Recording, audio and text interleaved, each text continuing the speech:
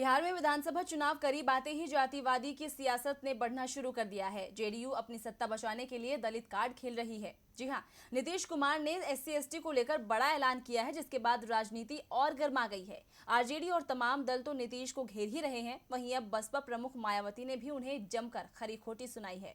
चुनाव में अक्सर जनता से जुड़े मुद्दों की गूंज होती है, लेकिन बिहार में बात विकास की नहीं बल्कि जातिवाद की हो रही है, जिसे हवा दी है सत्तारूढ़ पार्टी जेडीयू ने। खुद मुख्यमंत्री नीतीश कुमार मौके की नजाकत को समझते हुए दलितों को रिझाने में जुटे हैं। उन्होंने कहा कि एससी एसटी के लोगों की अगर किसी ने जान ली तो पीड़ित परिवार को सरकारी नौकरी दी जाएगी। उन्होंने परिवार के एक सदस्य को सरकारी नौकरी दिए जाने का प्रावधान करने का निर्देश अफसरों को दिया है।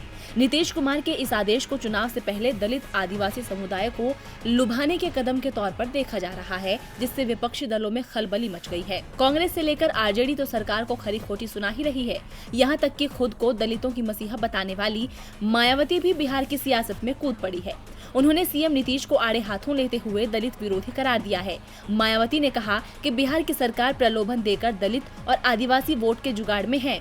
उन्होंने ट्वीट किया कि बिहार विधानसभा चुनाव के पहले वर्तमान सरकार एक बार फिर एससी एसटी वर्ग के लोगों को अनेक प्रलोभन, आश्वासन आदि देकर उनके वोट के जुगाड़ में है, जबकि अपने पूरे शासनकाल में उन्होंने इन वर्गों की घोर अनदेखी की है, जिसके हिसाब किताब का अब समय है। मायावती ने कहा कि अगर बिहार की वर्तमान सरकार को इन वर्गों के हितों की इतनी ही चिंता थी तो उनकी सरकार अब तक क्यों सोई रही, जबकि इनको इस मामले में यूपी की बसपा सरकार से कुछ सीखना चाहिए था। इन वर्गों से अनुरोध है कि वे नीतीश सरकार के बहकावे में कतई न आए। मायावती बिहार की राजनीति में इसीलिए दखल दे रही है क्योंकि उन्होंने अपनी सीटों पर अकेले चुनाव लड़ने का ऐलान किया है।